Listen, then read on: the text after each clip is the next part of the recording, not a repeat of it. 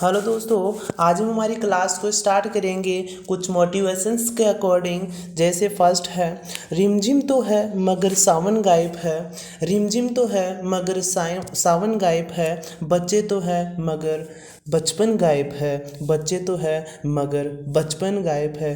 क्या हो गई है तासीर जमाने की यारो, क्या हो गई है तासीर जमाने की यारो। अपने तो है मगर अपनापन गायब है। अपने तो है मगर अपनापन गायब है। सेकंड देखते हैं। गुरूर में इंसान को कभी इंसान नहीं दिखता। गुरूर में इंसान को कभी इंसान नहीं दिखता। जैसे छत पर चढ़ जाओ तो अपना ही मकान नहीं दिखता। जैसे छत पर चढ़ जाओ तो अपना ही मकान नहीं दिखता। तो नेक्स्ट देखते हैं। मानो तो मौज है वरना समस्या तो रोज है। मानो तो मौज है वरना समस्या रोज है। तो इसी मोटिवेशंस के अकॉर्डिंग हम अपनी क्लास को स्टार्ट करेंगे और फर्स्ट टॉपिक की ओर बढ़ेंगे। तो हमारा फर्स्ट टॉपिक होगा सब ग्रुप क्या होता है।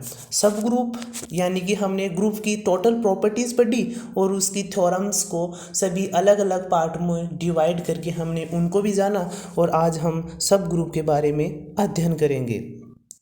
तो डेफिनेशंस के रूप में यदि मैं आपको बताना चाहूँ, सब यानी कि एक, सब यानी एक, उपस्थित यानी कि उससे छोटा, ग्रुप से छोटा, और समूह यानी ग्रुप, एक ऐसा भाग ग्रुप का जो उस ग्रुप से छोटा हो लेकिन उस पार्ट पर ग्रुप की सारी संक्रियाएं, जो ग्रुप की जो संक्रियाएं हैं वो सारी संक्रियाएं उस उप ग्रुप में भी समाहित हो जाए। तो ऐसे ग्रुप को हम, ऐसे जो पार्ट होगा, जो सेट्स होगा, तो उसको हम उप ग्रुप कहते हैं। जैसे डेफिनेशंस के रूप में यदि हम देखना चाहें तो यदि H ग्रुप G का उप समुच्चय है, मान लिया कि H एक पार्ट है और G का अरिक्त उप समुच्चय है, तथा G का द्विचर संक्रिया H में ऐसी द्विचर संक्रियाओं को प्रेरित करे कि H भी स्वयं भी ग्रुप हो, अर्थात H भी ग्रुप हो, क्योंकि H तब ग्रुप होगा जब G में सभी प्रेरित अभिक्रियाओं का सभी का समाहन इस H में भी होगा।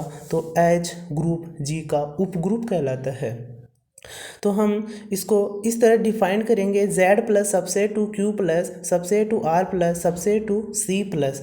तो Z प्लस सबसेट होगा Q प्लस, तो इसका मतलब है कि Z प्लस Q प्लस का उप समूह होगा, उप ग्रुप होगा, और ये Z प्लस R प्लस का भी होगा और Z प्लस C प्लस का भी उप ग्रुप होगा। तो इसी के आधार पर फर्स्ट थ्योरम हमारी आती है कि जिस प्रकार हमने ग्रुप में थ्योरम्स की थी, सिमिलर टाइप उसी का है, लेकिन उसमें क्या होता है कि सिमिलर टाइप उसी का है लेकिन इसमें हमें उप ग्रुप की रचना करनी है। तो फर्स्ट थ्योरम हमारी,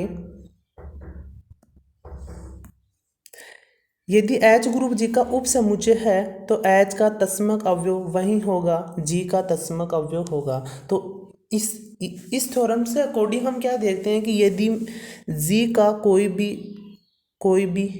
माना A G का कोई भी तत्समक अवयव है, तो इस थ्योरम्स के अनुसार यह डिफाइन करना है कि A जो है, ये जो हमारा उप समुच्चय H, उसका भी तत्समक अवयव होना चाहिए। तो ये हमें इस थ्योरम्स में प्रूफ करना है। तो प्रूफ करने के लिए मान लेते हैं कि माना E तथा E डैश ग्रुप G तथा H के तत्समक अवयव है, यानी कि मैंने अलग अलग मान लिया और लास्ट में ये अपने आप प्रूफ हो जाएंगे कि दोनों एक ही तत्समक अवयव है जो H और G के है।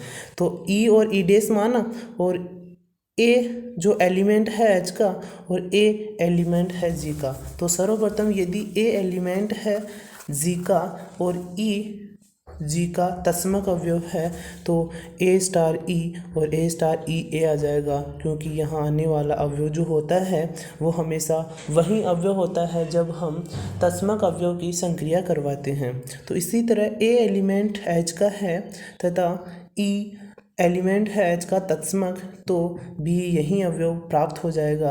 अब दोनों इक्वेशंस की यदि आपस में तुलना की जाए तो हमारे पास जो दोनों तत्समक अवयव है वो एक प्रकार से सिमिलरिटी डिफाइन कर देते हैं और उससे पता चलता है कि जो दोनों हमने तत्समक अवयव माने हैं वो वास्तव में एक ही तत्समक अवयव है, अर्थात जो ग्रुप का तत्समक अवयव होगा वो उसी उपग्रुप का तत्समक अवयव भी होगा।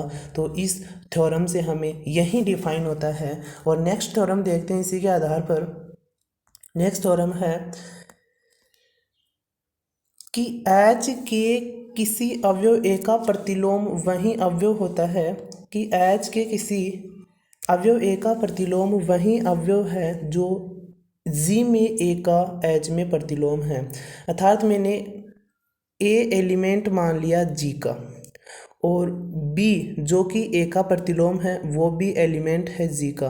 तो इस थ्योरम से हमें यह सिद्ध करना है कि यदि ए एलिमेंट होगा जी का एच का तो बी जो इन्वर्स होगा वो भी एलिमेंट होगा एच का। तो ये हमें इस थ्योरम्स के द्वारा प्रूव करके बताना है। तो प्रूव कैसे करते हैं देखना। ये टोटल जो थ्योरम्स है वो सिमिलर करती है ओनली फॉर ग्रुप से। तो इसी के आधार पर मैंने बताया था कि यदि ग्रुप की हमारा कॉन्सेप्ट अच्छे से तैयार हो जाएगा तो बाकी लेसन्स होंगे वो सभी हमारे तैयार हो जाएंगे। तो प्रूफ करते हैं थ्योरम्स सेकंड को कि माना एच और जी में प्रतिलोम बी और सी है। मैंने दो प्रतिलोम मान लिए बी और सी।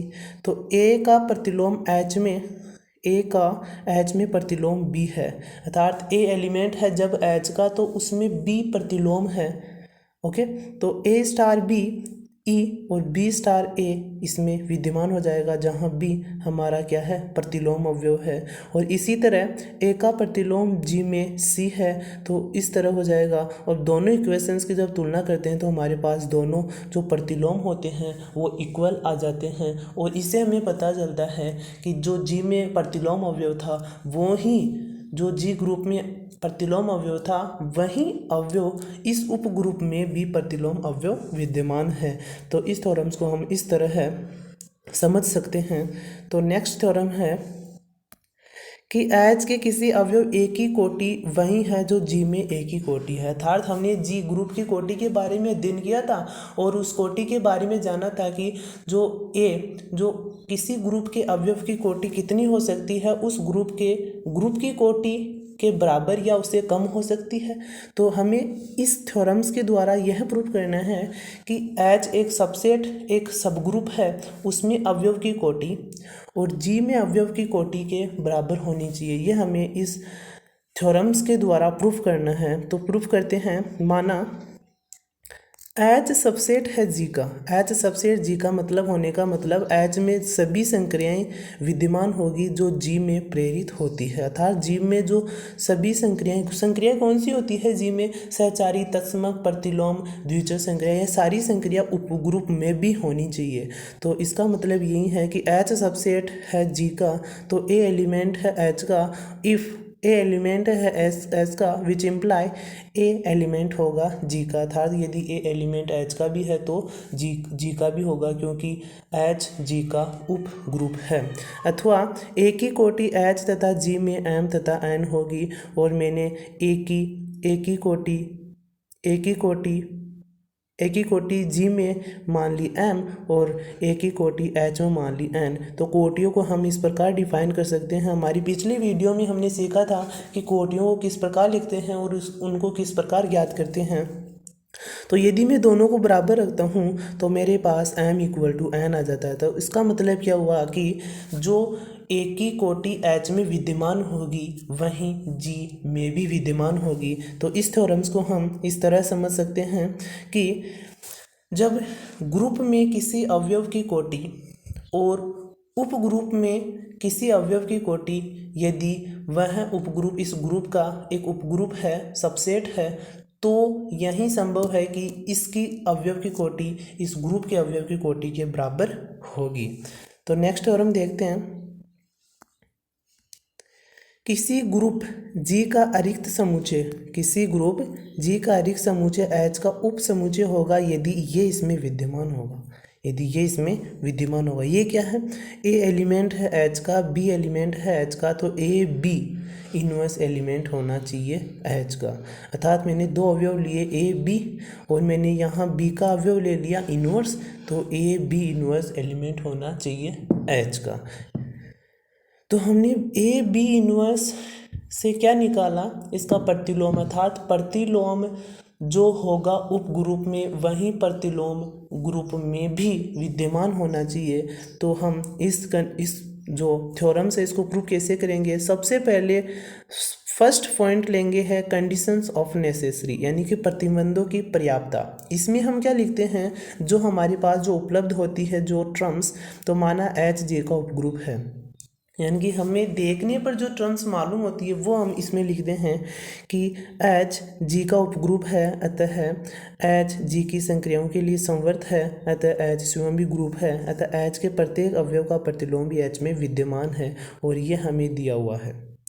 अब इसमें सुफिशियंट कंडीशंस इज सुफिशियंट, तो इसमें क्या लिखते हैं, प्रतिबंध की पर्याप्तता। दिया हुआ है कि एच जी का उपसमुच्चय है, अरिक्त उपसमुच्चय है, तथा ए एलिमेंट है एच का, बी एलिमेंट है, तो ये सिद्ध करना है। तो मैंने मान लिया कि H not is equal to 5, अर्थात एच एक रिक्त समुच्चय नहीं है, उसमें कुछ ना कुछ अवयव तो विद्यमान है। तो मैंने मान लिया ए अवयव इसमें विद्यमान है, जो ए एलिमेंट एच, ए एलिमेंट एच, तो इसमें मैंने क्या कर दिया कि तत्समक अवयव विद्यमान हो गया, क्योंकि ए इनवर्स जब अवयव और उसका प्रतिलोम जब मल्टीप्लाई होता है तो हमें तत्समक अवयव विद्यमान हो जाता है। तो हमने यहाँ एक कोष्टक के रूप में लिख दिया कि इसमें तत्समक अवयव विद्यमान है। और जब मैं ई को एच का एलिमेंट और बी को एच का एलिमेंट मानता हूँ तो मुझे मालूम चलता है कि प्रतिलोम भी इसमें विद्यमान है। तो नेक्स्ट चलते हैं कि जब ए एलिमेंट है एच का और बी इनवर्स एलिमेंट है एच का, तो ए बी एलिमेंट भी होगा एच का, तो अतः एच की जी की संक्रियाओं के लिए संवर्त, अर्थात जी में कौन कौन सी संक्रिया हैं, साचरिता, तत्समक, प्रतिलोम सिद्ध हो गई। तो हमने यही संक्रियाएं उपग्रुप में भी सिद्ध कर दी, जो हमारे पास इस प्रकार सिद्ध हो गई। और तो यह थ्योरम यहाँ से कंप्लीट होती है, और नीचे हमें लिखना है कि एच यदि सबसेट है जी का, अतः साचरीय नियम भी सत्य होगा, अतः एच ग्रुप है, इसलिए एच जी का उपग्रुप है। अब हमारी थ्योरम्स यहाँ दिया। अब कुछ समझने के लिए नई थ्योरम स्टार्ट करने के लिए कुछ चीज़ समझते हैं। जैसे इसमें फर्स्ट है कि एच मैंने मान लिया जेड पूर्णांक मान लिया, टोटली पूर्णांक मैंने मान लिया, और H1 मैंने क्या माना कि उन पूर्णांकों की संख्या जो 2 से मल्टीप्लाई अर्थात 2 का गुणन होता है, तो उनको मैंने एक डिफरेंट फॉर्म में यहाँ ले लिया। और H2 मैंने क्या माना कि जो 3 से मल्टीप्लाइड है अर्थात जो 3 से विभाज्य है उनको मैंने अलग रखा। H3 जो 4 से विभाजित है उसको मैंने अलग रखा। अब मैंने सर्वप्रथम कंडीशन लगाई कि जो H1 इंटरसेक्शन H2 है, जो H1 इंटरसेक्शन H2 है वो क्या होता है कि H1 यदि इंटरसेक्शन H2 यदि मैं निकालूं तो इसमें और इसमें जो उभयनिष्ठ है, जो इंटरेक्ट कर रहा है, तो वो कौन कौन से अवयव है, 0 +-6 +-12 और +-18। इसमें हम जो भी संक्रिया लगाते हैं साचर्यता, तत्समक, प्रतिलोम, वो सभी इसमें सेटिस्फाई करती है। तो इसके आधार पर हम कह सकते हैं कि यदि एक ग्रुप H1 है उसका ग्रुप H2 है, यदि उनका जो उभयनिष्ठ होगा तो वो भी एक उपग्रुप होगा। इसको हम इस तरह लिख सकते हैं। और यदि मैं H1 यूनियन H2 करता हूँ तो मेरे पास ये अवयव प्राप्त होते हैं। और यदि मैं संक्रिया इसमें लगाता हूँ, डायरेक्ट फर्स्ट की संक्रिया लगाता हूँ, तो ये जो फर्स्ट संक्रिया लगाई वो ही हमारी रॉन्ग हो गई। तो सारी संक्रियाएं, कोई संभावना है क्या कि इसमें सभी संक्रियाएं इसमें सेटिस्फाई होगी? तो यह एक भी संक्रिया यदि सेटिस्फाई नहीं हुई तो यह हमारा उपग्रुप नहीं होगा। तो इस प्रकार हम देखते हैं कि इंटरसेक्शन कब उपग्रुप होता है और यूनियन कब उपग्रुप होता है अथवा नहीं होता है। अब हम निकालेंगे H1 यूनियन H3। इसमें मैंने अवयव ये निकाले और H1 union H3 is a सब ग्रुप ऑफ Z, यानी कि Z का सब ग्रुप होगा क्योंकि इसमें सारी संक्रियाएं इसमें सेटिस्फाई कर रही है। आपको वैसे करके देखना है कि सर्वप्रथम साचर्यता सिद्ध करेंगे। कैसे करेंगे? A स्टार B और बी स्टार सी इक्वल होना चाहिए ए स्टार सी स्टार बी। ये फॉर्मूला लगा कर और इसके कुछ एग्जाम्पल लेके चेक करना है कि जो ये ग्रुप जो उपग्रुप है इसमें संक्रिया विद्यमान है या फिर नहीं है। तो इसका मतलब मेरा मतलब क्या हुआ कि और इस कंडीशंस के अनुसार हम क्या देख सकते हैं, इस कंडीशंस के अनुसार हम देख सकते हैं कि यदि और वी से दैट इसको हम कहेंगे H3 कंटेन टू H1, अर्थात यदि H3 पूरा H1 में विद्यमान है, पूरा H1 में विद्यमान है, तो ये हमेशा एक उपग्रुप का निर्माण करेगा जो कि हम डिफाइन करेंगे। तो नेक्स्ट थ्योरम पर जब हम चलते हैं तो देखते हैं कि किसी ग्रुप जी के लिए दो उपग्रुपों का सर्वनिष्ठ एक उपग्रुप होता है, कि किसी ग्रुप जी के लिए दो उपग्रुपों का सर्वनिष्ठ भी ग्रुप जी का उपग्रुप होता है, जो हमने पहले डिफाइन कर दी संख्या के रूप में। अब इसको प्रॉपर्टी के रूप में कैसे सिद्ध करेंगे, माना मैंने H1 और H2 ग्रुप जी के दो उपग्रुप है और इसका जब इंटरसेक्शन निकाला तो इसके कुछ अवयव होंगे, अर्थात नॉट इज इक्वल टू 5 होगा। और माना ए बी एलिमेंट है H1 इंटरसेक्शन H2, तो ए एलिमेंट होगा इन दोनों का H1 इंटरसेक्शन H2 और ए एलिमेंट होगा H1 का भी और ए एलिमेंट होगा H2 का भी, क्योंकि दोनों में जो ए अवयव है वो उभयनिष्ठ है तो दोनों का अवयव भी होगा। और अब हम बी पर ये अप्लाई करते हैं कि बी एलिमेंट है H1 इंटरसेक्शन H2, तो बी भी दोनों का अवयव होगा। अब मैं सबसे पहले ये लेता हूँ और उसके बाद ये लेता हूँ और चेक करता हूँ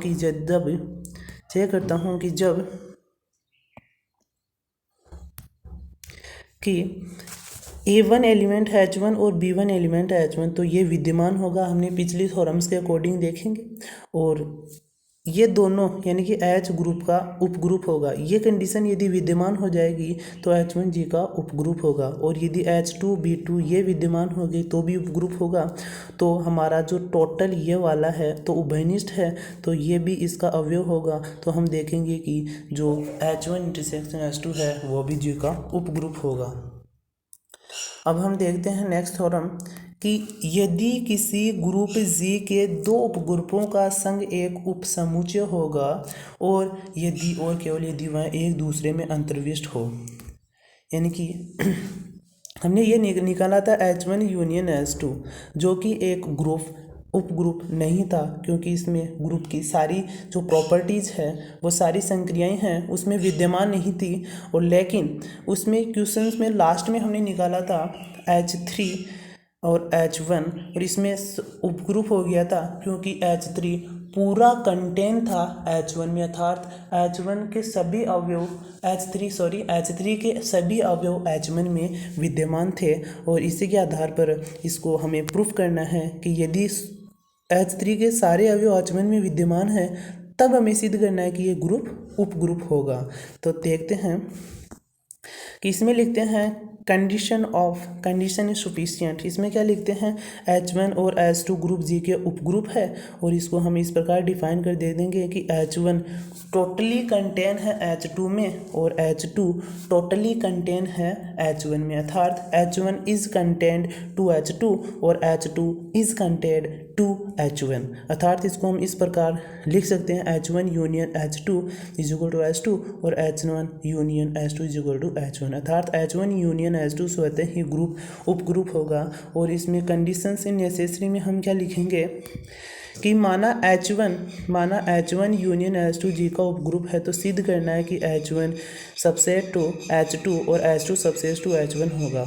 तो हमें कंडीशंस इनसफिशिएंट में हमने प्रूफ कर दिया और समझे, लेकिन इसमें हम क्या मानेंगे, इसका विपरीत मानेंगे। यदि संभव है तो माना H1 not subset of H2, तो इसमें H1 तो एलिमेंट होगा H1 का, A एलिमेंट होगा H1 का, लेकिन A एलिमेंट नहीं होगा H2 का। इसी प्रकार H2 नॉट सबसेट H1, तो B H2 का एलिमेंट होगा लेकिन H1 का नहीं होगा। तो B एलिमेंट है H1 का तो इसको ये यूनियन भी होगा, यदि B एलिमेंट है H2 का तो ये भी यूनियन होगा। और जब इसको दोनों का यूनियन होगा तो totally AB H1 union H2 का भी यूनियन यूनियन होगा, अर्थात ये टोटली इसमें कंटेन है। तो H1 यूनियन H2 जी का उपग्रुप होगा। इसके आधार पर हमने सिद्ध कर दिया कि H1 और H2 टोटली सिद्ध होगा। ए बी एलिमेंट है H1 यूनियन H2 और ए बी एलिमेंट है H1 और ए बी एलिमेंट है H2। तो पुनः है तो वापस फिर से करेंगे कि H1 एलिमेंट है ए एलिमेंट है H1 और ए इन्वर्स एलिमेंट। तो हमने क्या ज्ञात किया, हमने ज्ञात किया इसका प्रतिलोम ज्ञात कर लिया। इसका जो प्रतिलोम ज्ञात किया, तो यदि दोनों से यदि मैं ए इन्वर्स की संक्रिया लगाता हूँ तो ए बी एलिमेंट है H1 तो इसका ये आ जाएगा, और A inverse A B element है H1 तो इसका ये आ जाएगा, जो कि एक विरोधाभास है। क्योंकि यदि मैंने सबसेट ही नहीं माना कि यदि मैं एक प्रकार से आपको कहना चाहूँ कि यदि मैं ए को सबसेट मानूँ एच का, यदि मैं ए को सबसेट मानूँ एच का और बी को सबसेट नहीं मानूँ एच का, और यदि अंत में यदि मेरे पास ए और बी दोनों का यदि तत्समक एच में विद्यमान आ जाए तो एक विरोधाभासी तो प्रॉपर्टी है, क्योंकि बी तो अवयव ही नहीं है एच का। तो इस तरह हम इसका यहाँ विरोध करेंगे और देखेंगे कि H1 यूनियन H2 उपग्रुप होगा यदि H1 टोटली कंटेन होगा H2 में। तो इस तरह हम इस थ्योरम्स को ऐसे कंप्लीट करेंगे और नेक्स्ट थ्योरम की ओर चलते हैं कि ये मोस्ट इम्पोर्टेंट थ्योरम है कि इसमें सबसे पहले एक 2 पॉइंट दिए हुए होते हैं। 2 पॉइंट में आपको बताना चाहूँगा कि H इन्वर्स बराबर होगा H के और H इन्वर्स बराबर होगा H के। तो हम थ्योरम्स की ओर चलते हैं और हमें सिद्ध करना है। थ्योरम हमारी क्या है, थ्योरम हमें ये सिद्ध करना है कि यदि H के का ग्रुप है, यदि H के का ग्रुप है तो ग्रुप H के ग्रुप G का उपग्रुप है, तो H के ग्रुप G का उप समूह है यदि और केवल यदि ये दोनों बराबर होते हैं। तो ये हमें प्रूफ करना है। तो इसमें हम क्या करेंगे कि माना H के इक्वल टू KH है, ओके। तो सिद्ध करना है कि H के ग्रुप G का उपग्रुप होगा तब होगा जब H के बराबर होगा KH के। तो आवश्यक है कि यदि मैं H इन्वर्स के साथ दोनों तरफ H के से मल्टीप्लाई करता हूँ, और इस प्रकार यदि आप जानते हैं इसको मल्टीप्लाई करने पर मैं इन्वर्स वाले को ई लिख दूंगा और KH हो जाएगा। और सेकंड चलता हूँ तो इसके आधार पर हमारे पास ये प्राप्त हो जाएगा, और यदि विलोम मानूंगा तो ये प्राप्त हो जाएगा। तो इससे यह प्रूफ होगा कि H के इक्वल टू KH होगा, तभी ही H के ग्रुप G का उपग्रुप होगा। तो हमने सारी थ्योरम्स को हमने देखा, और अगली वीडियो में हम क्या करेंगे कि इनके कुछ न्यूमेरिकल लेंगे और अगला पॉइंट स्टार्ट करेंगे। Thank you, take care.